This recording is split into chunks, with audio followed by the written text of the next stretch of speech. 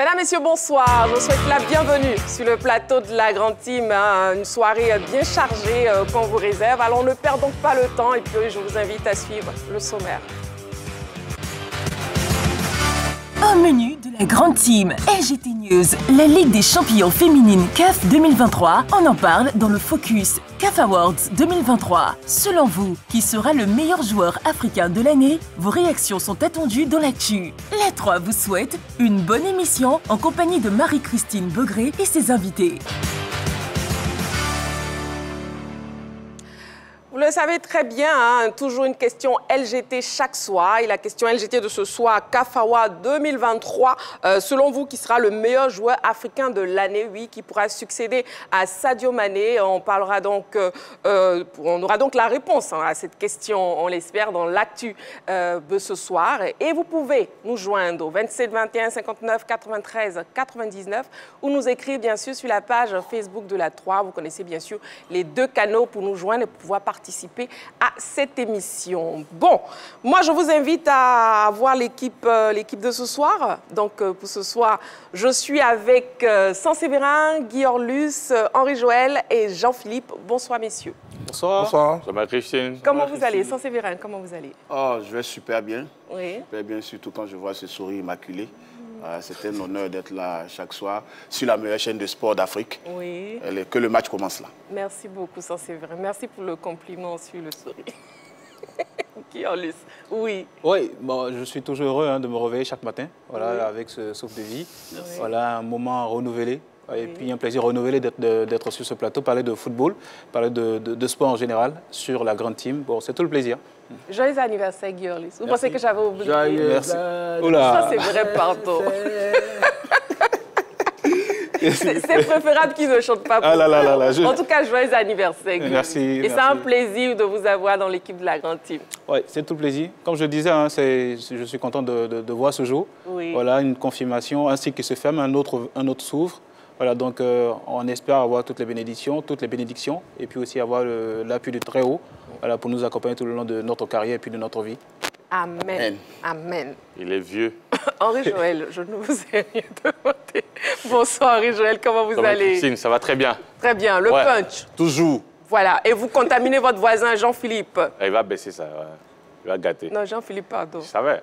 Jean-Philippe le punch. Ben, écoutez, c'est jeudi. Voilà. On a pu se reposer hier et rendre un hommage vibrant à nos illustres disparus. Et on se retrouve aujourd'hui donc pour continuer à célébrer la vie, le sport.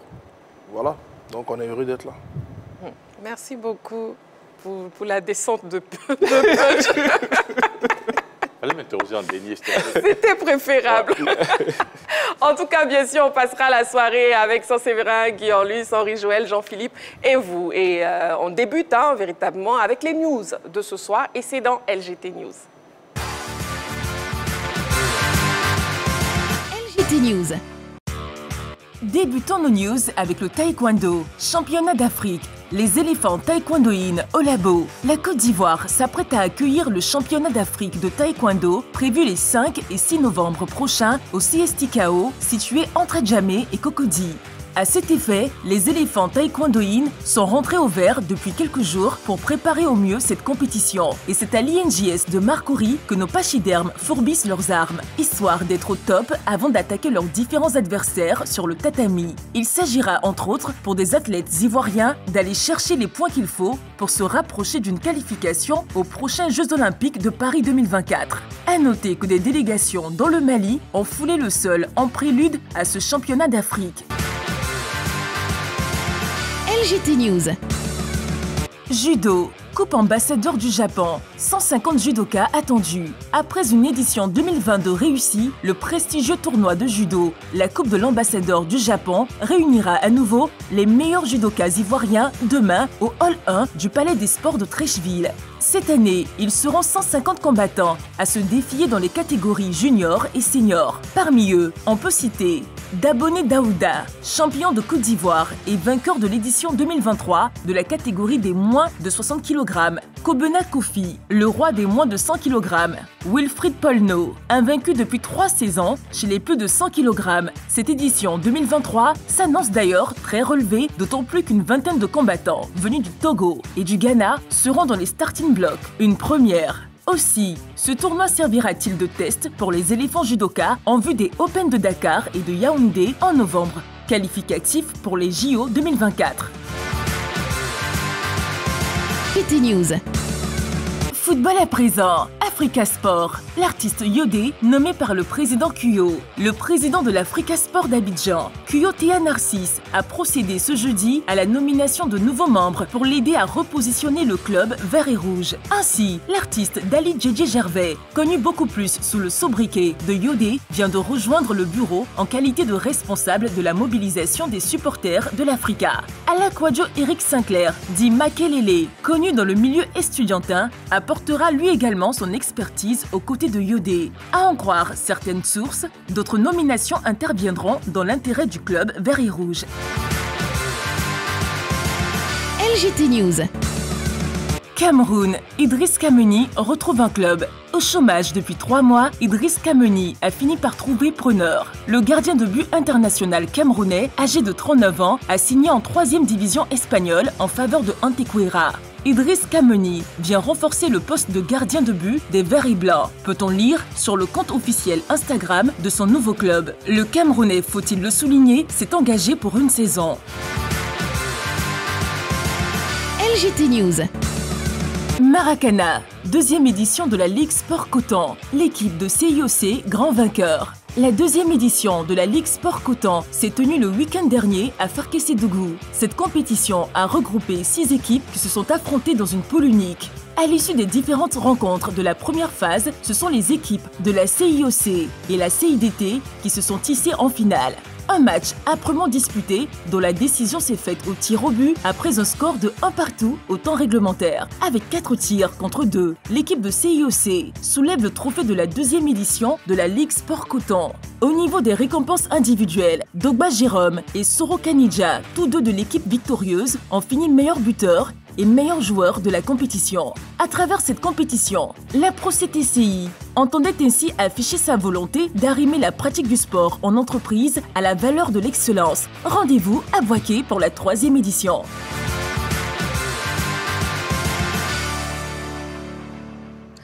Nous sommes en direct sur la 3, la chaîne qui vous offre 3 fois plus de sport. Et la question de ce soir, selon vous, qui sera le meilleur joueur africain dans l'année de l'année? On parlera dans seulement quelques minutes. Le numéro de téléphone, le 27 21 59 93 99. Mais bon, avant cette partie de l'émission, débutons les débriefs des news avec messieurs. On commence avec Guy Orlus. Oui.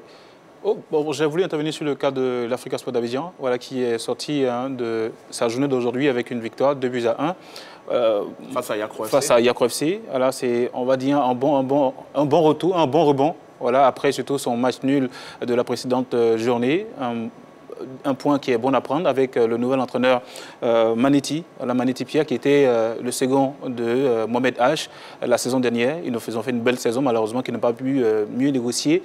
Et cette année, on attendra de voir une équipe de l'Africa Sport d'Abidjan qui va avoir un beau visage, pourquoi pas qui va tenter de retrouver la Ligue 1 ivoirienne, mais il faut dire que ça sera assez difficile. On n'a pas un peu la poule de la saison dernière, en plus des équipes telles que le CO Boiflé. On a des clubs qui sont venus de la Ligue 1, comme l'US Bassam. Voilà, donc ça va être un peu difficile pour cette équipe. Donc pour ceux qui misent déjà sur une montée évidente de l'Africa Sport, ce ne sera pas évident. Donc il faut peut-être attendre de voir. Mais pour le moment, c'est une équipe de l'Africa Sport d'Abidjan qui fait un sans faute. On attendra de voir. D'accord, ok. Bon, Jean-Philippe, justement, on parle toujours de l'Africa avec vous, avec la nomination de l'artiste Yodé. Oui, 2 personnalités ont été nommées au poste de responsable de la mobilisation au niveau de l'Africa Sport d'Abidjan. Il s'agit de l'artiste Dali Djedje Gervais, alias Yodé, et de M. Alakwadjo Eric Sinclair, dit Makelele, ancien secrétaire général de la Fédération estudiantine et scolaire de Côte d'Ivoire. 2 personnages publics qui sont verts et rouges depuis leur plus tendre enfance et qui ont décidé de se porter volontaires entre guillemets, auprès du bureau exécutif actuel pour apporter leur pierre à l'édifice. Et c'est cette pierre qui a été saisie au bon par le président Kuyo Théa Narcisse, qui a décidé de faire d'eux les responsables de la mobilisation au niveau du club. On sait que du côté des artistes, Yodé était très actif depuis de nombreuses années. Il fut l'un des initiateurs du dernier grand rassemblement qu'il y a eu au stade de Houphouët-Boigny lors de la SEC Africa de 2019. Et du côté de Ala Kouadio, Eric Sinclair, on sait que c'est un grand mobilisateur, surtout au niveau de la jeunesse. Donc je pense que ce sont des choix qui ont été mûrement réfléchis de la part du président de l'Africa Sport d'Abidjan. Maintenant, on verra ce que cela va donner sur le terrain. Très bien. On attend donc, comme vous l'avez dit, de voir ce que cela va donner effectivement sur le terrain. Félicitations en tout cas à Yodé et Makelele. D'accord. Sans Séverin, avec vous, on parle taekwondo. Oui, le taekwondo, la meilleure discipline ivoirienne des 5 dernières années, avec le vocotrin, le basket et le football. Mais c'est vrai que le taekwondo trône largement au-dessus. Une nouvelle compétition d'envergure à Abidjan, qui sera organisée au magnifique centre coréen. Donc, ce sera un moment de partage, c'est vrai, mais c'est une compétition aussi pour engranger des points dans l'optique des JO, évidemment. L'année dernière, les Ivoiriens ont fait mal à cette compétition. Cette année, en plus de Cissé et Gbagbi, Cissé qui est déjà qualifié pour les JO, Gbagbi à qui il ne reste que quelques mini-points. On espère voir d'autres taekwondoïnes parce qu'il faut le dire, aujourd'hui, dans le sport ivoirien, c'est la première fédération en termes de chances de médailles au JO. Le football n'y est pas, malheureusement, mais on compte sur le taekwondo, on compte sur l'athlétisme, mais surtout sur le taekwondo. On espère que la compétition d'Abidjan, le Grand Prix d'Abidjan, va permettre à de nouveaux talents de se révéler et à d'autres d'engranger beaucoup de points. Donc, tout s'affondrait le taekwondo cette semaine. Tout à fond, une bonne conclusion. Tout à fond derrière le taekwondo cette semaine. Bon, vous devenez finalement l'expert en Maracana de la grande team, Henri Joël. Là, vous avez d'abord notre rubrique, le sportif du dimanche, qui s'intéresse à ceux qui font le sport pour garder une santé physique. Et d'ailleurs, c'est parti de là, cette compétition au niveau de la Ligue Coton qui réunit tous les acteurs de cette filière. Après Korogo, le cap a été mis sur Ferkessé Dougou, qui a réuni près de 6 équipes qui ont participé à cette compétition. Et voilà, moi, derrière, c'est vrai, au-delà de la compétition, ce sont les... J'aimerais saluer les initiateurs et surtout les féliciter parce que non seulement ça permet à ces travailleurs-là de se retrouver, de partager, mais surtout, ça leur permet non seulement de faire du sport, mais après de repartir au niveau des différentes entreprises. Et je pense que c'est une bonne initiative. C'est vrai, la prochaine édition, ça sera du côté de Boaké. L'initiative est bien parce qu'en entreprise, avec cette compétition, forcément, derrière, il y aura des équipes dans chaque entreprise qui va s'entraîner chaque jour. Et je pense que ça rentre dans le cadre de ce que nous, on a l'habitude de faire ici à la 3, où on part à la rencontre de ceux-là, de ceux qui pratiquent le sport les week-ends. Donc, c'est juste un message de félicitations pour les organisateurs de cette compétition. Merci beaucoup, messieurs, pour vos informations complémentaires concernant les news de ce soir. Nous, on marque une petite pause. Vous ne bougez surtout pas. Dans quelques instants, nous pourrons parler dans notre focus de la Ligue des championnes féminines CAF 2023 qui débutera ce week-end, particulièrement ce dimanche. Et aussi la question LGT qui concerne Awa CAF 2023, selon vous, qui sera le meilleur joueur africain de l'année. Seulement dans quelques secondes. À tout de suite.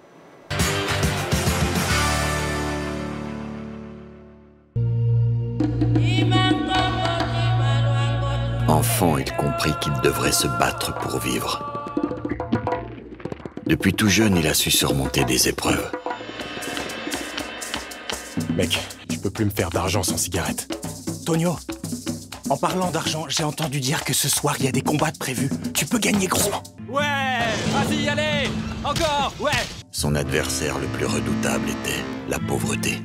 Dans cette maison, les bleus et les cocards sont interdits. Mais par contre, l'argent qui est là, l'argent que je me fais grâce à ces bleus et ces cocards, ça tu l'autorises, maman? Il usa de ses poings pour conquérir l'amour de sa vie.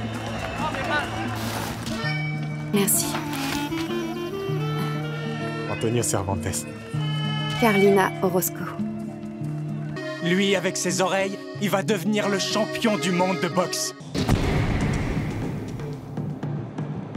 Une nouvelle légende vit le jour. Ouais, allez, vas-y, champion. Monsieur, je m'appelle Antonio Cervantes Reyes et je suis à votre service, monsieur. Allez, hop, allez, continue. Allez, Palenque, allez! S'entraîna puis développa un style unique et propre à lui, jusqu'à ce qu'il devienne le champion.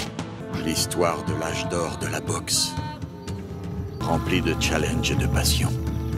Antonio Cervantes est Kid Pambele.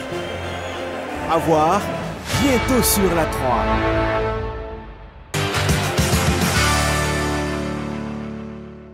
Et voilà, vous suivez votre émission La Grande Team. Nous sommes donc en direct jusqu'à 22 h. Et le sujet du focus de ce soir, justement, c'est la Women's Champions League CAF 2023. Et c'est maintenant.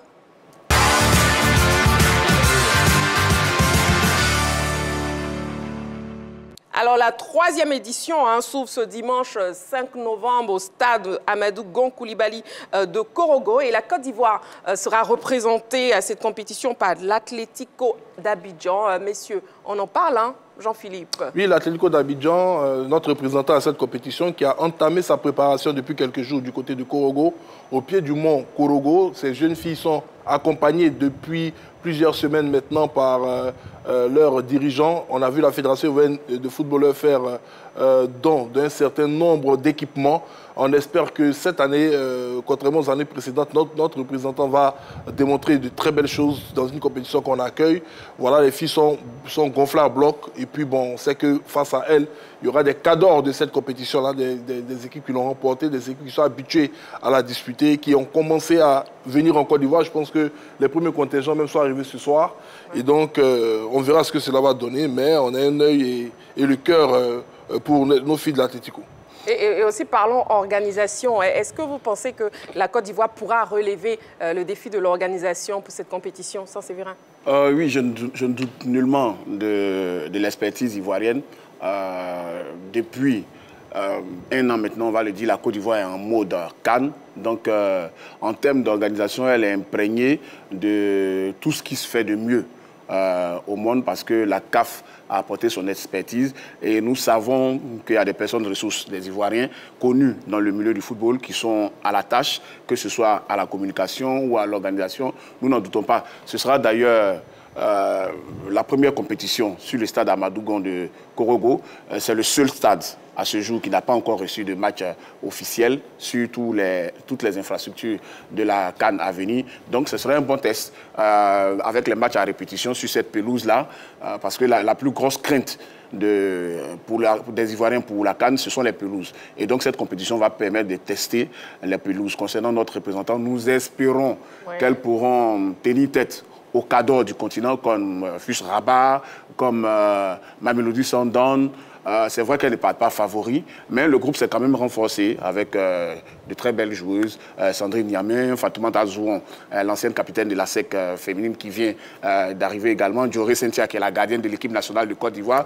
Un très bon groupe, pratiquement le Real Madrid du football féminin en Côte d'Ivoire. Et on espère que le public va venir au rendez-vous, parce que ça aussi, c'est une crainte. Oui. Un stade de 20 000 places. Remplir le stade. Oui, la Ligue des Championnes CAF. C'est vrai qu'on ne va pas dire que Korogo, c'est une ville qui est friande de football féminin, mais on espère que l'ouverture de ce stade, l'engouement autour de la CAN, tout ça va pousser les gens à être au terrain pour pousser les Ivoiriennes à bout. Et n'oublions pas que la RTI est sur le terrain avec du nouveau matériel. Donc le monde entier pourra suivre cette compétition-là grâce au plus grand groupe du monde. C'est bien dit, ça c'est vrai. Guillaume, justement, on parle de notre représentant, l'Atlético d'Abidjan. Est-ce que vous pensez que l'Atlético a toutes ses chances de passer au moins le premier tour? Déjà, arrivé à ce stade de la compétition, c'est déjà un signe. Et puis déjà, ce qu'on a pu observer, c'est que c'est une équipe qui, en championnat, a fait bonne figure. J'ai fait essayer de double champion, mais dernièrement, c'est une moyenne de 17 victoires, 1 nul. Sans défaite, pour moi, c'est une équipe qui a déjà montré qu'elle a de la volonté. Et sur le terrain, elle a des joueurs avec des recrutements qui ont été faits pour tailler à la mesure de la compétition. C'est vrai qu'on a des équipes déjà expérimentées telles que l'équipe de Mamelodi Sundowns et également l'équipe de l'ESFA. Mais derrière, c'est une équipe qui a de la volonté, qui a le soutien de sa fédération, on l'a vu. C'est vrai, on a des dons qui ont été effectués à l'endroit de ces joueuses-là, mais derrière, c'est une manière de les accompagner, de leur donner ce message-là, voilà, qu'elles représentent la nation, elles doivent aller loin. Et quand on a ce genre de message-là de la fédération, et également de l'encadrement technique, je pense qu'il y a de quoi booster le moral de ces filles-là. Donc on attendra de voir, au vu du soutien de la fédération et de l'encadrement, je pense qu'elles pourront faire mieux. Henri-Joël? Je pense que déjà, pour revenir sur le défi de l'organisation, je pense qu'aujourd'hui, une organisation réussie, c'est avoir du monde au stade, dans un premier temps. Parce qu'au-delà du test au niveau de la pelouse, je pense que ça a été déjà fait avec un match amical entre le COK et une autre équipe dont le nom échappe. Donc déjà, ça a été fait.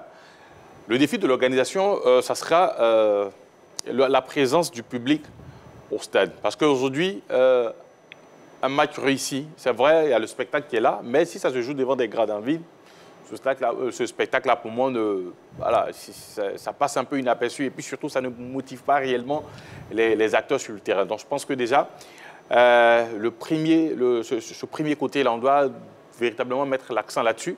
Donc ça passe par une bonne communication. Déjà, nous, ici à la 3, voilà, les spots, ça passe toujours. Quand on fait nos émissions, on essaie d'en parler chaque jour. Donc forcément, derrière, ceux qui suivent la 3 seront informés qu'il y a une compétition qui va se dérouler du côté de Coro et surtout du côté de San Pedro. C'est-à-dire donc les habitants de ces deux villes, normalement, doivent savoir que voilà, ils vont accueillir cette compétition. Ensuite, les villes qui sont autour de ces deux grandes villes-là, normalement, doivent aussi, parce que je pense que c'est une répétition avant la grande messe du foot africain qui va se passer du côté dans ces villes à partir de janvier. Donc ce premier volet-là, je pense qu'il est très très important. Aller au stade pour encourager les différentes équipes. Peu importe l'équipe qui va jouer, il faudrait qu'il y ait du public pour réussir. Ensuite, le deuxième volet, c'est l'équipe ivoirienne. Vous savez, malheureusement, on n'a pas toujours eu cette chance-là d'aller très très loin dans cette compétition. Il y a eu l'Africa, il y a eu l'équipe de l'Athletic qui s'est essayée une première fois. Elle est encore présente et cette saison, normalement, on doit essayer parce que déjà les deux meilleures équipes de la compétition, c'est-à-dire de l'année passée, sont présentes, c'est-à-dire les Marocaines et les Sud-Africaines. Les Sud-Africaines qui sont dans la poule des Ivoiriennes. Alors, à ce niveau, peut-être la seule équipe, bon, pas la seule équipe, mais je dirais l'ogre dans cette poule, ce sont les Sud-Africaines. Alors, derrière, il faut batailler. Il faut batailler pour les Ivoiriennes pour faire bonne figure et surtout essayer d'aller plus loin dans la compétition. Parce que j'ai parlé du public, mais une autre chose aussi qui est importante, c'est qu'au fur et à mesure que l'équipe qui accueille la compétition va loin dans la compétition, derrière, ça donne toujours de l'engouement, ça donne toujours cette force-là au public de venir au stade pour les encourager. Parce qu'une équipe qui accueille, qui se fait éliminer très tôt dans la compétition, derrière, il y a le découragement et personne n'ira au stade par la suite. Donc déjà, je pense que ces deux côtés-là, on doit véritablement mettre l'accent là-dessus. Le public, la communication autour de l'événement et puis derrière, une bonne performance de l'équipe ivoirienne. Je pense qu'avec ces deux paramètres combinés, je pense qu'on aura une bonne compétition du côté de Corogo et surtout aussi du côté de San Pedro. Il ne faut pas oublier que voilà, les équipes qui vont là-bas, il faut aller les soutenir. Oui, effectivement. Même bon, nous, on ne s'inquiète pas. Hein, on connaît le public ivoirien et on espère justement que les deux stades seront bien remplis pendant les matchs. Justement, le programme de la première journée est donné maintenant.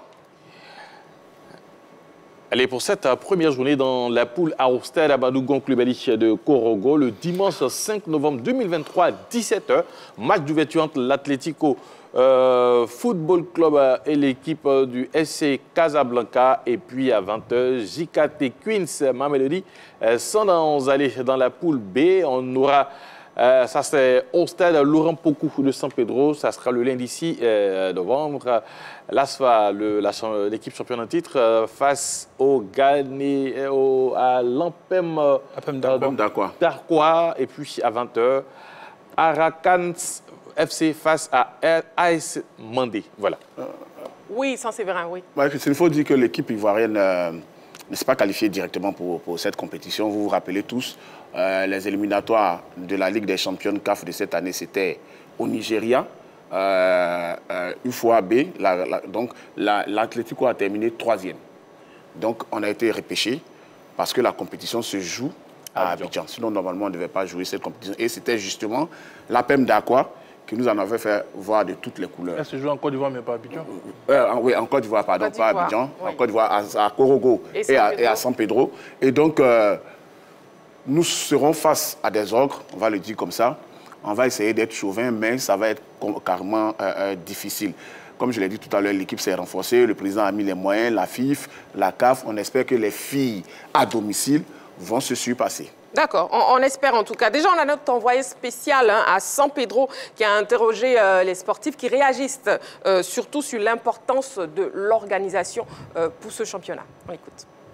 On accueille ça familièrement très bien parce que la ville de San Pedro même déjà, c'est une ville sportive. Donc du coup, quand on a appris l'événement, on était déjà émerveillés par cet événement. Et beaucoup de personnes attendent impatiemment que les compétitions commencent pour que voilà, les spectateurs puissent venir au stade et participer et montrer aussi que les Ivoiriens, pas seulement que San Pedro, mais toute la Côte d'Ivoire aime vraiment le sport. En tant que femmes, en tant que sportives, nous attendons la Ligue des champions féminines. Nous nous préparons très très bien. Nous sommes très heureux pour la compétition. Parce que c'est la première fois que nous allons avoir un grand événement à San Pedro. Et nous sommes très, très heureux. À San Pedro ici, il y a beaucoup de sportifs. Donc nous sommes très heureux pour les recevoir. Et j'espère qu'on sera les meilleurs. On accueille ça avec beaucoup de fierté et beaucoup de joie. C'est une première depuis que nous sommes à San Pedro ici. Et vraiment, on remercie beaucoup la Fédération ivoirienne de football. Et vraiment, nous sommes vraiment contents d'être vraiment à San Pedro par rapport à cet événement-là. Je pense que c'est une bonne plus-value pour le football féminin. Bon, ça va rehausser encore le niveau ivoirien au niveau des filles.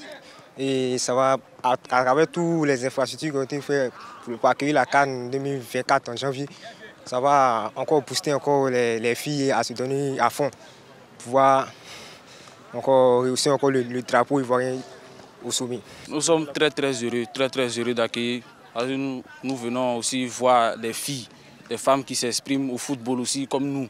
Voilà, nous sommes très heureux, très heureux.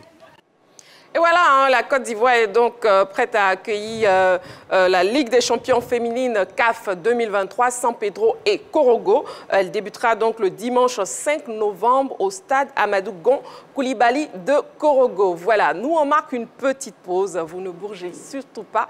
On se retrouve dans quelques instants pour le sujet principal de l'actu. Je vous redonne la question LGT. Selon vous, qui sera le meilleur joueur africain de l'année? Le 27, 21, 59, 93, 99 et aussi sur la page Facebook de la 3. On attend vos avis. Allez, à tout de suite. Toujours sur la 3, vous suivez la grande team. Je suis toujours accompagnée des autres membres de la team, Séverin, Guy Orlus, Henri Joël et Jean-Philippe pour ce soir. Et nous passons justement à l'actu.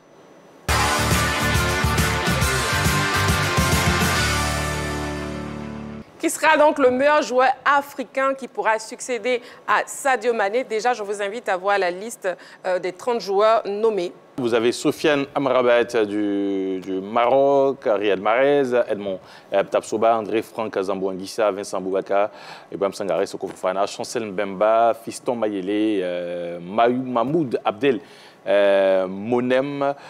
Ensuite, on va tourner la page rapidement pour partie de la 11e place. Voilà. Avec maintenant Mohamed Abdelmonem, Mohamed Salah, Mohamed El Chenaoui plutôt, Mohamed Koudous, Thomas Partey, Serou Girassi, Yves Bissouma, Ashraf Hakimi, Azedine Ounahi, Hakim Ziyech. Et puis maintenant, la dernière page pour boucler cette liste, Sofiane Amrabat, Yaya Djabran, Yassine Bounou, Youssef El Nesri, Peter Chaloulé, Victor Osimhen, Sadio Mané, Pape Matassar, Percy Tao et puis Mohamed El Ben Romdan. Voilà, bon, on remarque qu'il y a énormément de nommés dans la zone Afrique du Nord. On peut dire qu'ils sont un peu favorisés, mais bon, on en parlera un peu plus loin. Déjà, messieurs, la question LGT vous est posée pour vous. Qui sera le meilleur joueur africain cette année? Jean-Philippe. J'ai une hésitation entre Bonou et Osimhen. Bonou, le gardien marocain qui était au FC Séville, qui a signé, je crois, maintenant à Al Hilal du côté de l'Arabie Saoudite. Et Osimhen, le buteur nigérian de Naples, qui ont fait 2 grosses saisons. Bonou a été vainqueur de l'Europa League avec son équipe du FC Séville, demi-finaliste de la Coupe du Monde, l'un des meilleurs gardiens de la Liga espagnole. l'un des meilleurs gardiens de en phase finale de Coupe du Monde. Et puis on a Victor Osimhen qui a réussi à replacer un Africain sur le toit de l'Italie, de Capocannoniere, meilleur buteur du championnat italien, qui a donc battu le record de, je crois, Roger Mila, avec le Milan AC, qui permet à Naples de regoûter... oui, il a permis à Naples de regoûter le goût du vainqueur du Scudetto, après l'épopée de Diego Armando Maradona. Donc voilà, Victor Osimhen, l'homme masqué de Naples aujourd'hui, qui fait partie des meilleurs attaquants du monde. Et comme on a pu le constater au dernier classement du Ballon d'Or, Osimhen a terminé 8e, Bono a terminé, je crois, à la 13e place. Voilà, pour moi, ce sont les deux favoris pour remporter le trophée du joueur de l'année. Le meilleur joueur africain de l'année, d'accord. Guillaume. Oui, moi, je vais miser, comme il a dit, sur Yacine Bounou, qui, pour moi, est bien parti pour faire la différence. Pourquoi pas être le premier gardien de but à être Ballon d'Or africain. Et il a su le démontrer, que ce soit en Coupe du Monde, en faisant trembler cette grande équipe-là qu'est l'Espagne. Et également en Ligue Europa, il est quand même celui-là qui freine également l'avancée de l'AS Roma, qui allait sur une bonne lancée en faisant des arrêts, on va dire, décisifs. Pour moi, c'est le gardien aujourd'hui qui a réussi à s'affirmer, à s'attirer les regards, jusqu'à être, on va dire, nominé voilà, dans la liste des meilleurs gardiens au niveau de la Coupe du Monde, au niveau du Ballon d'Or, voilà, France Football. Donc, je pense que c'est déjà un palmarès qui lui colle à la peau. Et comme il a dit, hein, des positions de meilleurs gardiens qui ont cyclé le long de sa carrière. Et puis, autre part, je vais plus miser sur un joueur que certains n'ont pas tellement vu, mais qui était, on va dire, important voilà, pour cette équipe de Manchester City, buteur en finale, qui permet à Manchester City de remporter la Ligue des Champions. Il est également vainqueur du championnat d'Angleterre. Il a terminé vainqueur du championnat d'Angleterre, pour moi. Et puis également vainqueur de la compétition de FA Cup, Riyad Mahrez. Pour moi, c'est vrai pour certains qu'il a quitté Manchester City, mais pour moi, il a laissé des traces le long de la saison 2022-2023. D'accord. Attention, en finale, c'est Rodri. Autant pour moi. Et Mahrez ne marque pas en finale. Oui, avant de vous prendre, Henri Joël et Saint-Séverin, je pars sur la page Facebook de la 3 pour voir quelques messages. Et déjà, nous avons Noni Ada qui nous dit « Bonsoir la team. De mon avis, le prix du meilleur joueur devrait revenir à Yacine Bounou, le gardien du Maroc. Il a fait une grande Coupe du Monde. Et si le Maroc est allé aussi loin, c'est en grande partie grâce à lui. Et n'oublions pas qu'il a gagné l'Europa League avec Séville et qu'il a terminé 2e meilleur gardien du championnat d'Espagne. L'exemple de Messi nous parle. Bounou mérite ce titre. » Oui, Henri Joël. Allez, moi, je ne vais pas citer deux joueurs. Pour moi, celui qui mérite le titre de joueur africain de l'année, c'est Yacine Bounou.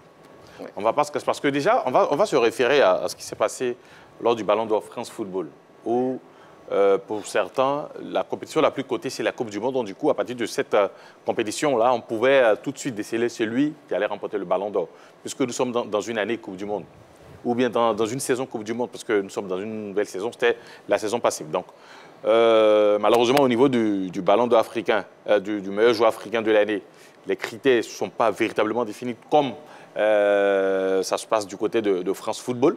Mais on sait que c'est plutôt plus ou moins les mêmes, puisque c'est France Football avant 92-94 qui décernait le prix du Ballon d'Or africain, avant que la CAF ne prenne le relais à partir de cette date-là. Bounou a fait demi-finale de Coupe du Monde. C'est vrai, il a joué le match de classement, ils ont terminé 4e. Donc, c'est-à-dire, quand on prend les 4 meilleures nations du monde, le Maroc est 4e. Et le Maroc, c'est-à-dire Bounou, si on part dans cette logique, est le 4e meilleur gardien du monde. OK. Quand on regarde un peu plus loin, il a remporté la Ligue Europa avec l'équipe du FC Séville. Je pense qu'avec ces deux compétitions, si on s'en tient aux critères... Déjà, Henri Joël, j'aimerais signifier que la période d'évaluation, c'est la période qui est comprise entre novembre 2022 et septembre 2023. Donc la Coupe du Monde fait partie. La Coupe du Monde fait partie de cela. Même si avec ça, on exclut la Ligue Europa, avec je dirais... Pourquoi elle est dedans? Non, la Ligue Europa, c'est joué, la finale de la Ligue Europa, c'est joué avant novembre. La Coupe du Monde. Donc, du coup, elle n'en fait pas partie. Donc, du coup, mais il a joué la Coupe du Monde. Et il a remporté, il a été quatrième à la Coupe du Monde. Et moi, je pense que si on s'en tient à cela, voilà, il fait partie des nominés et surtout des meilleurs dans cette compétition. Parce que si on regarde avec ce temps-là, Osimhen, son titre qu'il prend avec Naples, voilà, il ne fait pas partie. Si voilà. La période soit... Si c'est cette période, le titre de vainqueur du championnat d'Italie, il n'en fait pas partie. Donc du coup, pour l'instant, il n'a encore rien fait. Ok. Voilà. D'accord. Oui, ça c'est vrai. Un seul nom me vient en tête, déjà dit, Yacine Bounou. Mais c'est sûr que la CAF et les votants vont faire honneur encore une fois au buteur, Victor Osimhen, en toute objectivité. Bah, c'est pas sûr, hein, c'est pas sûr. Oui, en toute objectivité, Yacine Bounou, il fait un mondial extraordinaire. Je n'ai même pas envie de parler de ses exploits en club.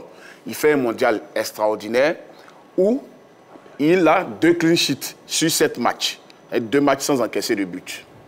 Et en 8e de finale, grâce à ses parades au tir au but, il sort l'Espagne. Ensuite, quand vous regardez l'équipe du Maroc au mondial, elle n'a pas beaucoup marqué. Les scores étaient toujours étriqués. 0-0, 2-1, 1-0, comme en quart de finale, par exemple, où ils sortent le Portugal, 1-0, avant de se faire battre en demi-finale, 2-0. Mais Yacine Bounou a été le Marocain le plus décisif. Les attaquants n'ont pas été décisifs, les défenseurs n'ont pas été décisifs. Il a été l'élément le plus décisif de cette équipe qui envoie le Maroc en demi-finale du mondial. Donc le Maroc termine 4e. Mais en club, également pour cette saison, la saison 2022-2023, il avait également remporté l'Europa League, c'est-à-dire un trophée majeur sur le continent européen avec le FC Séville. Il termine parmi les meilleurs gardiens de la Liga espagnole. Mieux, le meilleur gardien du monde pour le dernier ballon d'or, ça a été Emiliano Martinez, le gardien de l'Argentine. Oui. Mais au classement, Yacine Bounou est devant lui. Bounou est 11e et lui, il est 13e. Donc ça veut dire que Yacine Bounou a un meilleur classement au niveau mondial que le meilleur gardien du monde. Donc à mon avis, les votants ne devraient pas trop tergiverser. Ça doit être Yacine Bounou, le meilleur joueur africain de l'année, mais j'espère que les votants ne feront pas la part belle au buteur. C'est vrai que Osimhen a crevé l'écran en Italie, meilleur buteur du championnat avec 26 réalisations, je crois. Même dans les éliminatoires de la CAN, comprises dans la période, et sur 22 buts du Nigeria, il en marque 10. Donc, il est vraiment au sommet de son art. OK. D'accord. Messieurs, on a un appelant, hein, monsieur Kofi Mathieu, qui nous appelle de Mbato. Monsieur Kofi Mathieu, bonsoir. Oui, bonsoir, la toute puissante Marie-Christine. Comment vous allez? Je vais très bien. Et chez vous? Je vais très bien, merci. Donc, on vous écoute. Je salue la grande team. Oui. Salut. Bonsoir. On vous écoute, monsieur Kofi Mathieu. Pour vous, qui sera le meilleur joueur africain? Bien, j'avais voulu que ce soit un Ivoirien. Malheureusement, ils ne sont pas dans le top 10. Oui. Aucun Ivoirien n'est dans le top 10 mondial. Oui.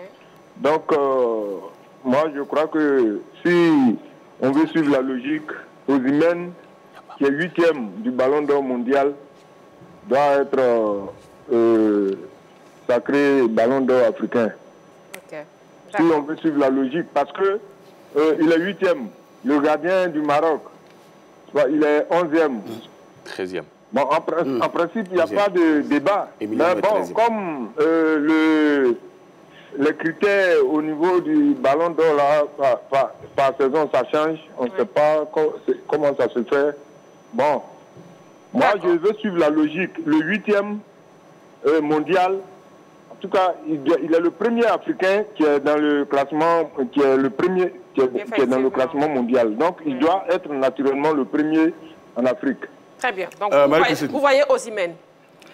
Voilà, moi je vois Osimhen. D'accord. Ce qu'il dit est vrai. Merci beaucoup. Dit est vrai. On le laisse terminer, s'il vous plaît. C'est son avis. On le laisse terminer, puis vous allez compléter. Merci beaucoup, hein, monsieur Kofi Mathieu. Merci beaucoup. Merci bien, et puis bonne émission. Hein. Merci. Ce qu'il dit est vrai, mais la CAF ne suit pas le Ballon d'Or pour faire voter les gens. Ça aussi, il faut le savoir. D'accord.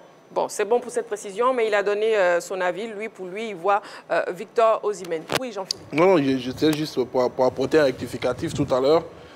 Il faut bien le dire que les performances d'Osimhen font partie de la période qui était définie pour de la saison. Oui. Voilà, c'est la saison. C'est juste ce que je voulais dire parce que tout à l'heure, dans le développement sur la période, Henri jouait sans... Bon, j'étais un peu fourvoyant en disant que normalement, ce n'était pas un message du tout. Et vous rectifiez.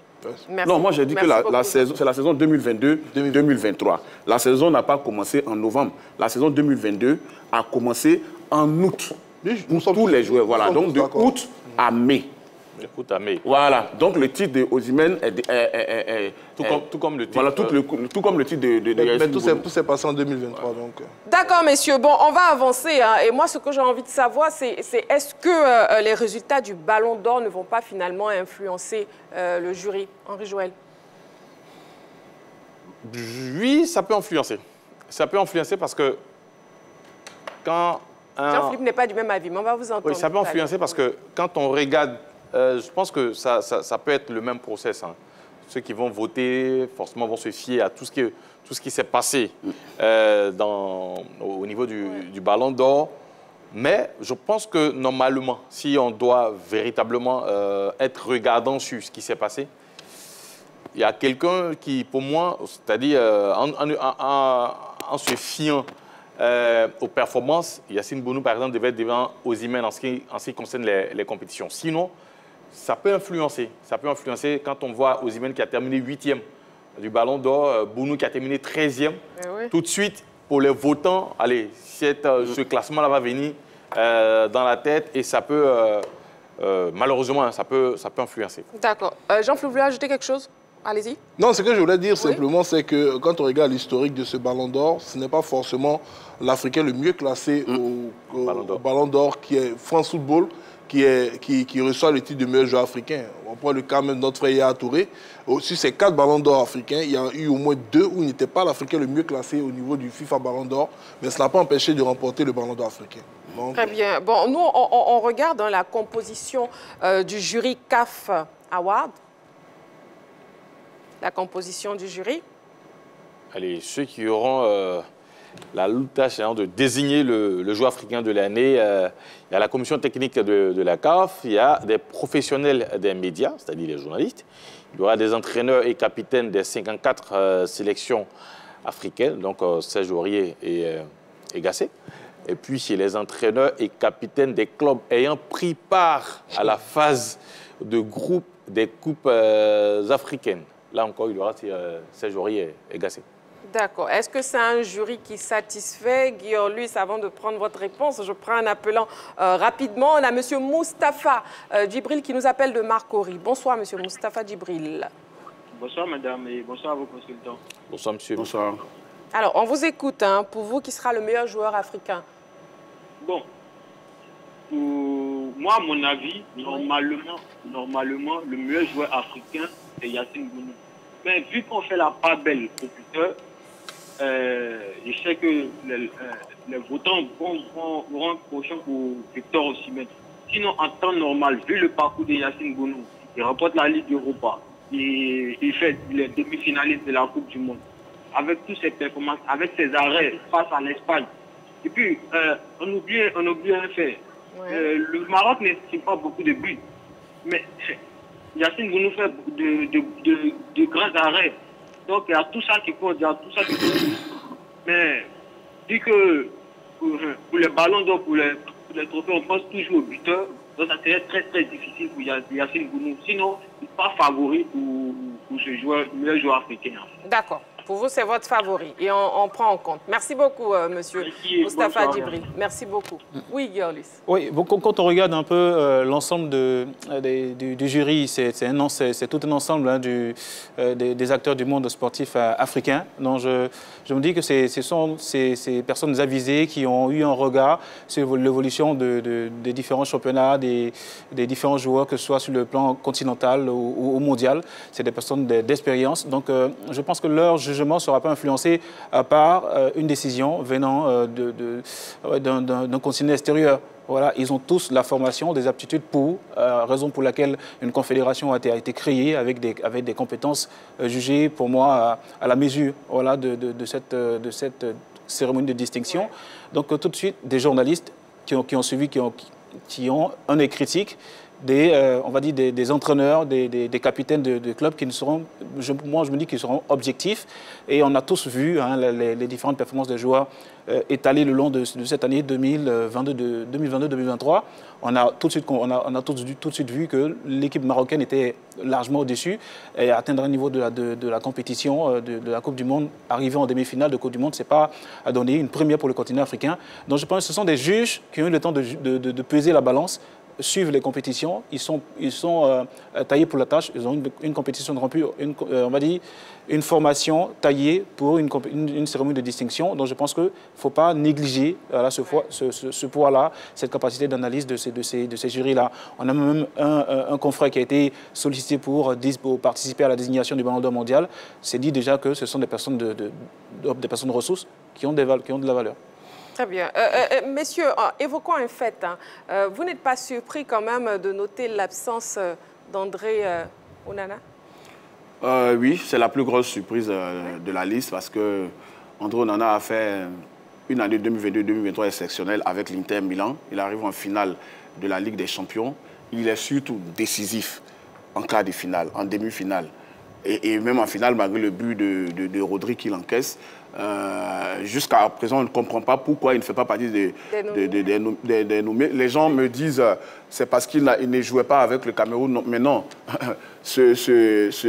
la nomination pour le Ballon d'Or africain ne se fait pas en fonction des exploits en équipe nationale. Non, c'est club et équipe nationale, ou même club simplement. Voilà, parce que tous les joueurs ne sont pas appelés forcément en équipe nationale, mais ils sont nombreux en club à réaliser des exploits. Cette absence-là ne s'explique pas. Je n'ai pas eu les explications de la CAF, nulle part sur le site. Je me dis que ça a dû être une omission. Une omission simplement parce qu'il fait partie des meilleurs joueurs africains, pour moi, de la saison 2022-2023, au même titre que Osimhen, au même titre que Mahrez, au même titre que Yacine Bounou. Jean-Philippe, surpris? Énormément surpris. Moi, je pense qu'il est victime d'une double sanction. Voilà, la Confédération africaine de football a pris parti pour, je dirais, son sélectionneur national, le sélectionneur national d'Onana, avec lequel il n'était pas, je dirais, en de très bons termes. On se rappelle qu'il était exclu de la Coupe du Monde. La raison évoquée était une raison d'indiscipline, mais on n'a pas eu le corps même de ce qui a constitué cette discipline. Et ça s'est rejeté un tant soit peu comme de beaux essuie-glaces. La responsabilité de ce qui s'est passé du côté donc, du Qatar. Et puis, dernièrement, c'est lui encore qui revient sauver l'équipe nationale du Cameroun pour permettre au Cameroun de se qualifier dans la rencontre décisive face au Burundi, où il réalise des arrêts énormes pour permettre au Cameroun de se qualifier pour la phase finale de la Coupe d'Afrique en Côte d'Ivoire. Et malgré ces retours-là, la Confédération l'exclut dans la liste des 30 meilleurs joueurs africains. Un joueur qui a été titulaire dans un club qui a joué une finale de Champions League, qui était aussi énorme avec l'Inter de Milan, monstrueux avec l'Ajax, il a enchaîné. Là, il avait Manchester United encore et il fait montre de son leadership. Je ne comprends pas ce choix de l'écarter, mais c'est dommage pour la Confédération africaine de football qui n'a pas valorisé le véritable talent du garçon, mais qui est peut-être resté sur des appréciations qu'on aurait pu mettre, je dirais, de côté oui, pour valoriser véritablement l'athlète. Ouais, j'avoue qu'on est tous surpris. Bien sûr, surpris, parce que le fair play fait partie des critères au niveau de la désignation du joueur africain de l'année. On ne sait pas. Si le fair play fait partie, peut-être c'est... Comme ils vont juger que ce qui s'est passé au sein de son club, non, de son équipe nationale. Bon, voilà aussi une autre interrogation qu'il faut se poser. Alors, c'est-à-dire, Onana, il fait partie des 5 meilleurs joueurs africains de l'année. Ça, déjà, je pense que c'est pas à discuter. Il fait partie des 5 meilleurs joueurs de la... Parce que quand on prend la Ligue des Champions, c'est la compétition... La compétition phare au niveau des clubs dans le monde entier. C'est vrai, on dira que d'autres continents ont leur compétition, mais quand vous prenez la Ligue des Champions, c'est le haut niveau. Donc il va jusqu'en finale. Il est mondialiste. Bon, comme Jean-Philippe l'a dit, on ne sait pas ce qui s'est passé réellement pour que le joueur quitte. Est-ce que c'est lui qui avait raison? Est-ce que c'est son coach? Pour l'instant, on ne sait pas. Il n'y a véritablement pas eu de communication autour de cela. Maintenant, avec le statut, ou surtout avec la compétence les statistiques de Onana, je pense que normalement, si on l'exclut, la CAF devait faire un communiqué pour dire il a été bon, mais à ce niveau, il n'a pas peut-être respecté tant de temps. On a mené une enquête. Voilà, on a mené une enquête. Sa probité. C'est pour cela qu'il a été exclu de la liste. Sinon, jusqu'à présent, on ne comprend absolument pas. Parce que quand on voit les joueurs qui sont sur cette liste, il n'y a pas plusieurs qui ont fait une très bonne saison qu'Onana. Même quand vous prenez son compatriote Zambou Anguissa, je me demande qu'est-ce qu'il a fait d'extraordinaire que Onana suit l'ensemble de la saison. Même quand on prend les Ivoiriens qui sont dans la liste, Seko Fofana et Ibrahim Sangaré, je ne vois pas ce qu'ils ont fait d'extraordinaire qu'André Onana. Donc, sincèrement, c'est quelque chose qu'on ne comprend pas. Peut-être, au fur et à mesure que les jours vont avancer et que la cérémonie va approcher, on aura une réponse de la CAF, ou peut-être le joueur lui-même va s'exprimer, comme souvent il a l'habitude de le faire. Mais pour l'instant, on ne sait pas. On ne sait véritablement pas ce qui s'est passé. C'est vraiment dommage, hein. C'est vraiment dommage de ne pas voir Onana sur cette liste. Bon, qui est le joueur africain favori pour M. Katou Daniel, qui nous appelle de Katiola? On va savoir. Bonsoir, M. Katou Daniel. Oui, bonsoir. Comment vous allez? Je ne vous entends pas très bien. M. Katou Daniel? Je vais très bien, vous? Je vais très bien, merci. On vous écoute alors. Selon vous, qui sera le meilleur joueur africain de l'année? Bon, selon moi, cette année, ça sera le Yacine Bounou. Parce que nous sommes dans l'année Coupe du Monde. Et quand nous sommes dans l'année Coupe du Monde, c'est le meilleur joueur de la Coupe du Monde qui gagne. Et lui, il a... Oui, je vous écoute. Je vous écoute. Et lui, il a été le meilleur joueur africain lors de la Coupe du Monde. Je crois bien que lui et son équipe, ils sont allés jusqu'en demi-finale, c'est ça, non? Oui. Effectivement. Ok, donc selon moi, c'est Yacine Bounou. Mais ça me fait très mal aussi que les Ivoiriens, Seko Fofana et Ibrahim Sangaré ne font pas partie des meilleurs. Ça me fait très mal. Ils sont nommés. Hein. Ils sont nommés, mais... Ils sont nommés, ils sont sur la liste. Ils sont sur la liste. Il a un peu raison parce qu'ils sont très loin des performances des... Terminons avec lui. D'accord, M. Katou Daniel, c'est tout. Hein. Votre avis est pris en compte. Merci beaucoup pour votre participation. Bon, oui, c'est vrai qu'on parle des ressortissants ivoiriens, des footballeurs ivoiriens, Sangaré, Ibrahim et Seko Fofana qui sont sur la liste. Ils sont sur la liste quand même. Oui. Donc, est-ce qu'ils peuvent être sacrés dans le meilleur joueur africain, Guillaume? On va dire simplement, le seul indice concernant Seko Fofana, c'est avec l'équipe de Lens en Ligue 1. Ce n'est pas suffisant, à mon avis, hein, pour pouvoir, on va dire, rêver Ballon d'Or. Et également, au niveau de l'Ajax, on n'a pas encore... il s'appelle déjà Sangaré. PSV. Au PSV, avec le PSV. Pour moi, c'est pas suffisant. Il faudra faire mieux, il faudra faire plus pour pouvoir rêver Ballon d'Or avec les éléphants de Côte d'Ivoire. Pourquoi pas lors de la CAN, ils pourront apporter ce plus-là, permettre à la Côte d'Ivoire de remporter la CAN et puis espérer au prochain Ballon d'Or. Sinon, pour cette année, malheureusement, on n'aura pas de 7e Ballon d'Or. La Côte d'Ivoire n'aura pas de 7e Ballon d'Or.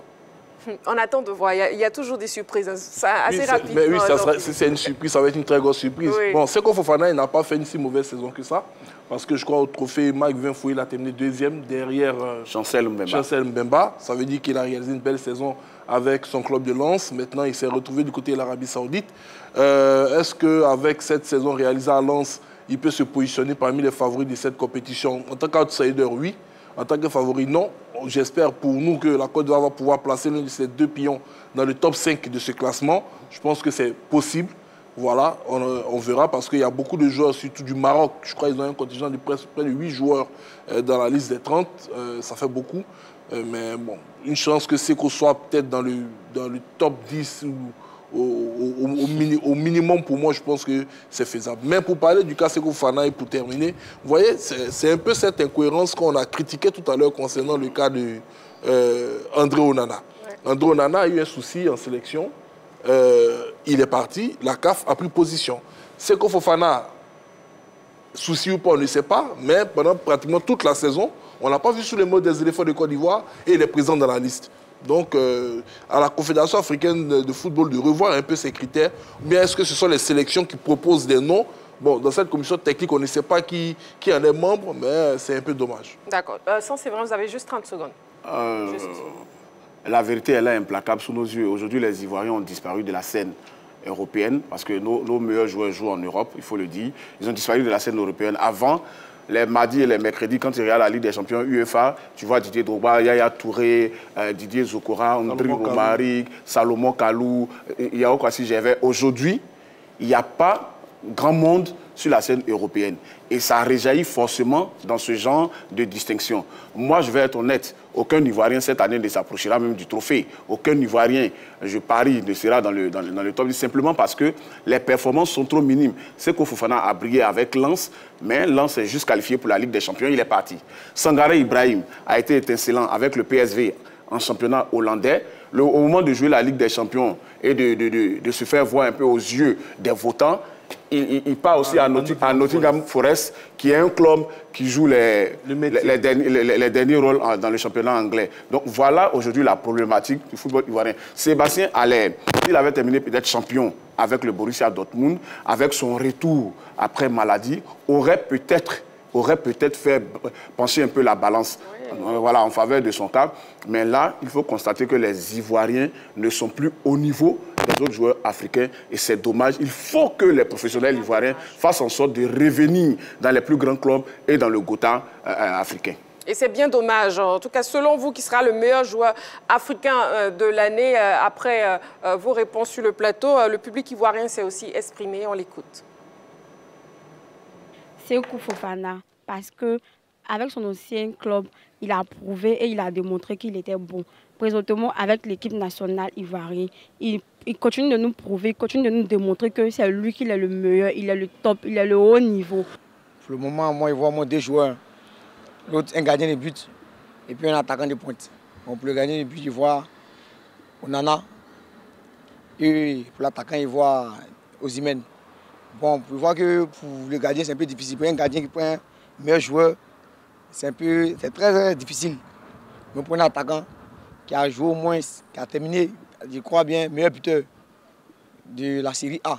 Le gardien Onana aussi a joué la finale de la Ligue des Champions, mais qui a terminé deuxième et qui a fait une très belle saison avec Inter et qui s'est retrouvé aujourd'hui actuellement à United. Mon avis est partagé entre Riyad Mahrez et Seko Fofana. Riyad Mahrez, pourquoi? À cause du parcours excellent qu'il a eu avec Manchester City la saison dernière. Et aussi Seko Fofana pour le patriotisme et la rigueur qu'il a envoyée au sein du RC Lens.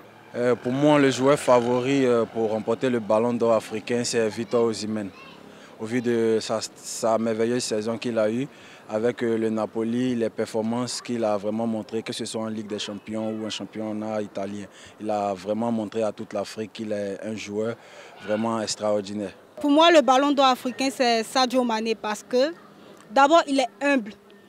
Il pousse ses amis vers le haut, il est fort, il a une belle endurance, il est buteur. Donc, je ne sais pas, il n'y a rien de mieux. C'est lui qui mérite. Bon, Sadio Mané a déjà eu le prix et il n'est pas du tout nommé. Voilà pour l'information. Merci beaucoup à tous ceux qui ont participé sur la question LGT, à savoir Moustapha Djibril de Marcory, Monsieur Kofi Mathieu, Monsieur Katou Daniel et aussi vos nombreux messages sur la page Facebook de la 3. Malheureusement, je n'ai pas pu lire tous les messages, mais ne vous inquiétez pas, en ligne, vos messages n'ont pas pu être lus en direct, mais j'ai vu quand même vos messages sur la page Facebook de la 3. On vous permet, hein, on vous permet de revoir les news et c'est dans LGT News. LGT News. Débutons nos news avec le taekwondo, championnat d'Afrique. Les éléphants taekwondoïnes au Labo. La Côte d'Ivoire s'apprête à accueillir le championnat d'Afrique de taekwondo prévu les 5 et 6 novembre prochains au CSTKO situé entre Adjamé et Cocody. À cet effet, les éléphants taekwondoïnes sont rentrés au vert depuis quelques jours pour préparer au mieux cette compétition. Et c'est à l'INJS de Marcory que nos pachydermes fourbissent leurs armes, histoire d'être au top avant d'attaquer leurs différents adversaires sur le tatami. Il s'agira entre autres pour des athlètes ivoiriens d'aller chercher les points qu'il faut pour se rapprocher d'une qualification aux prochains Jeux Olympiques de Paris 2024. À noter que des délégations dans le Mali ont foulé le sol en prélude à ce championnat d'Afrique. LGT News. Judo. Coupe ambassadeur du Japon, 150 judokas attendus. Après une édition 2022 réussie, le prestigieux tournoi de judo, la Coupe de l'ambassadeur du Japon, réunira à nouveau les meilleurs judokas ivoiriens demain au Hall 1 du Palais des Sports de Treichville. Cette année, ils seront 150 combattants à se défier dans les catégories juniors et seniors. Parmi eux, on peut citer Daboné Daouda, champion de Côte d'Ivoire et vainqueur de l'édition 2023 de la catégorie des moins de 60 kg. Kobena Kofi, le roi des moins de 100 kg. Wilfried Polno, invaincu depuis 3 saisons chez les plus de 100 kg. Cette édition 2023 s'annonce d'ailleurs très relevée, d'autant plus qu'une vingtaine de combattants venus du Togo et du Ghana seront dans les starting blocks. Une première. Aussi, ce tournoi servira-t-il de test pour les éléphants judokas en vue des Open de Dakar et de Yaoundé en novembre, qualificatif pour les JO 2024. LGT News. Football à présent, Africa Sport, l'artiste Yodé nommé par le président Kuyo. Le président de l'Africa Sport d'Abidjan, Kuyo Théa Narcisse, a procédé ce jeudi à la nomination de nouveaux membres pour l'aider à repositionner le club vert et rouge. Ainsi, l'artiste Dali Djedje Gervais, connu beaucoup plus sous le sobriquet de Yodé, vient de rejoindre le bureau en qualité de responsable de la mobilisation des supporters de l'Africa. Alakwadjo Eric Sinclair, dit Makelele, connu dans le milieu estudiantin, apportera lui également son expertise aux côtés de Yodé. À en croire certaines sources, d'autres nominations interviendront dans l'intérêt du club vert et rouge. LGT News. Cameroun, Idriss Kameni retrouve un club. Au chômage depuis 3 mois, Idriss Kameni a fini par trouver preneur. Le gardien de but international camerounais, âgé de 39 ans, a signé en 3e division espagnole en faveur de Antequera. Idriss Kameni vient renforcer le poste de gardien de but des Verts et Blancs, peut-on lire sur le compte officiel Instagram de son nouveau club. Le Camerounais, faut-il le souligner, s'est engagé pour une saison. LGT News. Maracana, 2e édition de la Ligue Sport Coton. L'équipe de CIOC, grand vainqueur. La 2e édition de la Ligue Sport Coton s'est tenue le week-end dernier à Farkessédougou. Cette compétition a regroupé 6 équipes qui se sont affrontées dans une poule unique. À l'issue des différentes rencontres de la première phase, ce sont les équipes de la CIOC et la CIDT qui se sont tissées en finale. Un match âprement disputé dont la décision s'est faite au tir au but après un score de 1 partout au temps réglementaire. Avec 4 tirs contre 2, l'équipe de CIOC soulève le trophée de la 2e édition de la Ligue Sport Coton. Au niveau des récompenses individuelles, Dogba Jérôme et Soro Kanidja, tous deux de l'équipe victorieuse, ont fini meilleur buteur et meilleur joueur de la compétition. À travers cette compétition, la Pro CTCI entendait ainsi afficher sa volonté d'arrimer la pratique du sport en entreprise à la valeur de l'excellence. Rendez-vous à Boaké pour la 3e édition.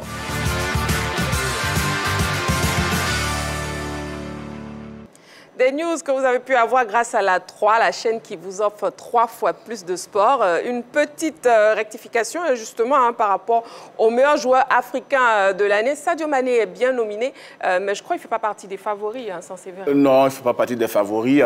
Sadio Mané a quitté Liverpool et durant la saison 2022-2023, on le sait, il jouait déjà au Bayern Munich. Au Bayern, il n'était pas titulaire parce qu'il ne jouait pas à son poste. Ça veut dire sur les ailes, on voulait forcément qu'il joue, l'entraîneur voulait forcément qu'il joue en pointe, ce qui ne l'a pas aidé dans ses performances. Et il a quitté le Bayern pour se retrouver justement à Al Nassr, dans le même club que Cristiano Ronaldo et Seko Fofana. Donc il ne fait pas partie des favoris pour cette année. Il a été double ballon d'or africain. Mais là, c'est sûr qu'il va passer la main à l'un des joueurs du trio Yacine Bounou, Victor Osimhen et en termes de trophées, Riyad Mahrez. Et Sadio Mané, justement, qui joue à l'AFC Champions League, diffusé sur les antennes de la 3. Tout ça pour vous dire qu'il est l'heure du MAC de l'AFC Champions League.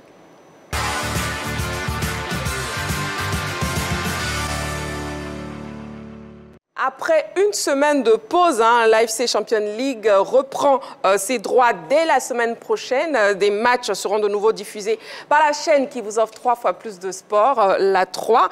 Alors, messieurs, est-ce qu'il faut s'attendre pour cette 4e journée à des matchs empreint de suspense. Giorlus. Du suspense, je ne dirais pas, parce que ce à quoi j'ai été habitué, c'est de voir des leaders qui sont restés tels depuis le début de la saison avec des 3 matchs, on va dire, sans défaite. 3 matchs, 3 victoires. J'ai pu noter des équipes telles que Al Ittihad, Al Nasser, Bangkok United et Kawasaki Frontale, des équipes qui ont à elles seules pu s'imposer le long de leurs 3 premiers matchs. Ce sera difficile parce que ce qu'on a pu voir, c'est que c'est des équipes qui sont très bien organisées, avec parfois des influences occidentales. Donc déjà, on a de très beaux joueurs qu'on a retrouvés dans cette compétition-là. Et on attendra de voir s'il y aura un chamboulement avec de nouvelles équipes, avec des équipes telles que Zhejiang, où il y a notre joueur Jean-Yves Kwasi, qui est dernier de sa poule, mais qui a pu enregistrer 3 points, qui a pu prendre 3 points lors de la dernière journée. Donc on attendra de voir s'il pourra apporter ce plus et puis pourquoi pas avoir des points pour la CAN. Oui, oui, ça c'est vrai. Oui, il faut dire que cette compétition-là a un goût particulier. Quand on regarde le classement des poules, il y a 3 poules qui sont dominées par 3 clubs phares d'Arabie Saoudite, notamment la poule C, les poules C, D, E, E. L'une est dominée par Al Ittihad, l'autre par Al Hilal. De ces différentes équipes dans leurs poules respectives. Le premier, c'est Al Hilal avec 7 points, suivi de Naf Bayor, 7 points également. 3e, Nasaji, 3 points, moins 2. Et puis le 4e, c'est Mumbai City, qui n'a pas marqué de points. Un club de l'Inde. De l'Inde. Allez, du côté de la poule E, c'est Al Nasser de Cristiano Ronaldo, 9 points, suivi de Persepolis, 6 points. Al Duel, 1 point, le club de Galtier. Et l'équipe de Istiglol est à 1 petit point à la 4e place. Et puis le groupe H, Melbourne, comme je l'ai dit, 7 points. 4 points, 2e. Brudam, 3 points. Et puis c'est l'équipe de Zhejiang de Jean-Yves Kwasi est 4e avec 3 points, moins 2. Et oui, leader du groupe A, Al Hilal, justement par favori, Jean-Philippe. Oui, Al Hilal par favori, on a dit l'équipe qui détient, je crois, le plus de trophées dans cette compétition. L'équipe qui est en tête du championnat de l'Arabie Saoudite. Une formation qui a rapidement fait sa mue malgré l'arrivée de nombreux joueurs et qui arrive à tenir sur les différents tableaux. Voilà. Et malgré qu'elle soit amputée de Neymar jusqu'à la fin de la saison, il faut dire que l'entraîneur a fait un très gros travail pour permettre à cette équipe-là de demeurer encore leader de ces différentes compétitions-là. Et elle est attendue. Je pense que pour elle, cette phase de poule sera une formalité. Maintenant, lorsqu'on rentrera dans la phase d'élimination directe, c'est vrai que c'est une particularité, cette compétition, je crois, à 2 phases de poule avant de rentrer dans la phase d'élimination directe. Là, on verra véritablement si la préparation physique qui a été faite depuis l'entame de la saison a été bien faite pour leur permettre de rester en jambes comme les joueurs le sont actuellement jusqu'au terme de cette saison qui s'annonce très longue. Ah oui. Al Dual, qui est déjà en difficulté dans cette compétition, est-ce qu'on peut déjà dire que Ronaldo et ses coéquipiers passent déjà gagnants? Al Duel est 3e, l'équipe de Christophe Galtier, dans la même poule que Al Nasser. Avec 1 point. Oui, avec Al Nasser. L'équipe aussi de Ghislain Grange, le gardien. Oui, l'entraîneur des gardiens des éléphants qui est parti. Voilà. Donc je pense que, bon, allez, on voit déjà l'équipe qui est favori dans la poule. Al Nasser qui a 9 points. Alors Al Duel. On rattrape Al Nasser, c'est terminé. Ça sera compliqué, voilà. Ça sera très très compliqué de rattraper. Pour répondre à ma question, et même le deuxième, ça va être compliqué. Voilà. Bien placés. Je sais pas. Al Nasser, disons, je pense qu'ils sont qualifiés. Voilà, ils sont déjà qualifiés. Maintenant, ça va se jouer entre les 3 autres. Persepolis, voilà, qui a 6 points, qui, voilà, peut-être en cas de victoire sur cette journée-là, va carrément mettre fin au débat en ce qui concerne les qualifications. Mathématiquement, dans le groupe, ce n'est pas encore joué. Mathématiquement. Oui. Parce que si Al Dual prend 9 points sur les 3 derniers matchs, effectivement. Mais pour ça, il faudrait un miracle. Parce que les Iraniens, ou bien les Irakiens de Persépolis sont là. Al Nasser aussi, je ne pense pas que Al Nasser va baisser pavillon. Il leur reste un seul match nul, ils sont qualifiés. Voilà, avec un match nul, ils passent déjà. Donc, Christophe Galtier et Ghislain Grange devraient batailler très fort pour venir même à la deuxième place, à la place de Persépolis. Donc, je pense que ce n'est pas du tout gagné pour cette équipe-là. Je pense que Galtier a été même appelé en pompier pour venir relever l'équipe. Malheureusement, je ne pense pas que le pompier va faire quelque chose avec ses jets d'eau. D'accord, merci beaucoup, Saint-Séverin, surtout pour cette dernière phrase. Merci.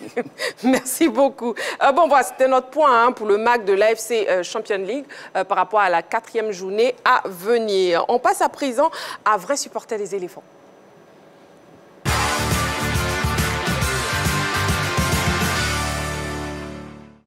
Ils sont de plus en plus nombreux à laisser des messages d'encouragement aux éléphants et la 3 vous permet justement de vous exprimer. On vous tend notre micro et on vous écoute à présent.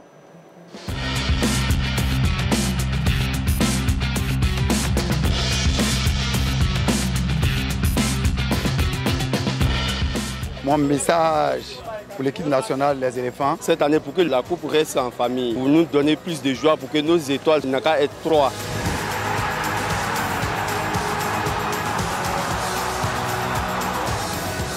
Ils n'ont qu'à bien jouer et prie Dieu pour eux, ils n'ont qu'à bien jouer. Et on prie Dieu pour eux, ils n'ont qu'à gagner. Voilà, pour aller devant. Et on ne prie pas Dieu pour rester derrière. L'esprit fair play de l'équipe et nos commandos doivent comprendre que cette année, la CAN, c'est chez nous. Ils doivent beaucoup mouiller le maillot. Que nous attendons aux éléphants, pour qu'ils jouent bien. Mais par rapport à les jeux précédents qu'ils ont fait, ça nous va droit au cœur, mais on veut que ça soit plus encore. Surtout avec Fofana Seko, qui doit beaucoup jouer avec ses amis. Actuellement, nous avons une bonne équipe. Ils n'ont qu'à mouiller le maillot. Et la coupe doit rester chez nous. C'est ce que nous attendons des éléphants.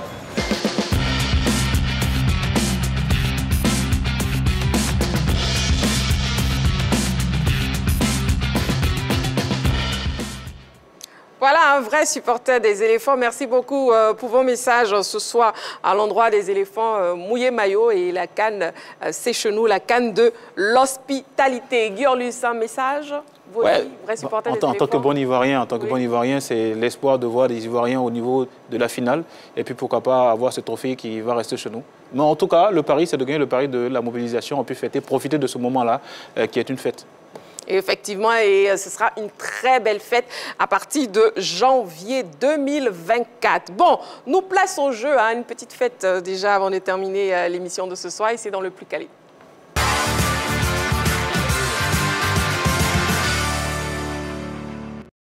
Le plus calé de ce soir, actualité sportive. Et messieurs, vous jouez en équipe. Saint-Séverin jouera donc avec Guiorlus, l'équipe A.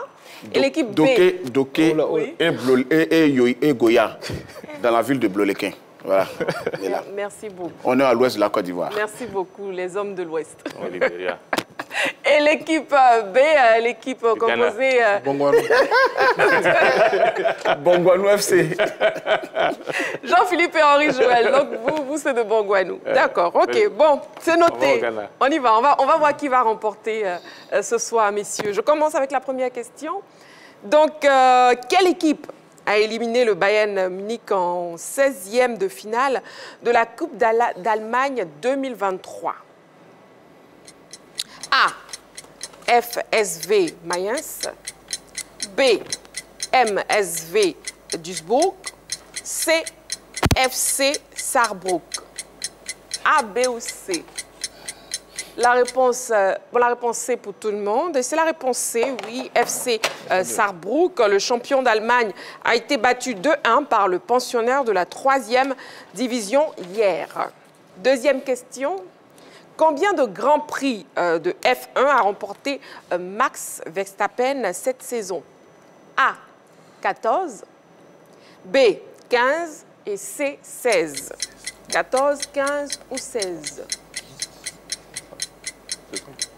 On y va, messieurs. La réponse B pour l'équipe A, la réponse C pour l'équipe B, c'est la réponse C, 16. Le pilote néerlandais de l'écurie Red Bull a battu le record du nombre de grands prix gagnés en une saison avec 16 courses remportées. Troisième question. Quel est l'actuel leader de la Liga espagnole? A. Real Madrid. B. Girona FC. C. Real Sociedad. A, B ou C? Je n'ai même pas encore donné le top. D'accord? Donc B pour l'équipe B, A pour l'équipe A. C'est la réponse A. Real Madrid. Les Merengues sont actuellement en tête de la Liga avec un meilleur goal différentiel devant Girona et 2 points d'avance sur l'Atlético Madrid. Bon, messieurs, d'ici là, ça va, non? On part pour la dernière question. Non, l'avant-dernière question. Quatrième question. Vous suivez? Dans quelle franchise NBA vient d'être transféré le basketteur James Harden? A. Philadelphie. B. LA Clippers. C. LA Lakers. La réponse B pour tout le monde, c'est la réponse B. En conflit avec les dirigeants des Sixers de Philadelphie, le meneur de jeu américain vient d'être transféré au LA Clippers. LA Clippers, voilà. Cinquième et dernière question. Quel pilote français a remporté un Grand Prix de MotoGP cette saison? A. Fabio Grosso. B. Fabio Quartararo. C. Johan Zarco. La réponse C pour tout le monde. C'est pas là, vous avez vraiment révisé vos fiches. Hein. Les ardois se lèvent assez rapidement. C'est bien. J'espère que ça sera comme ça tous les soirs. Donc effectivement, c'est la réponse C. Johan Zarco. Le pilote français a remporté le premier Grand Prix de sa carrière en Australie le 21 octobre 2023. Bon, roulement de tambour. Égalité parfaite. Bon, pas d'équipe victorieuse ce soir. Vous êtes tous victorieux parce que c'est un match nul pour les deux équipes. Félicitations donc, messieurs. Guirlus, soutenez votre parent. Non, on se soutient, on se soutient. Et les gens de Bourgogne. Ils veulent danser à Jaloux. Très bien. Bon, c'est la fin de la grande team de ce soir. Merci beaucoup. Merci, messieurs. Merci, Sansevera. Merci, Marie-Christine. Merci, Guirlus.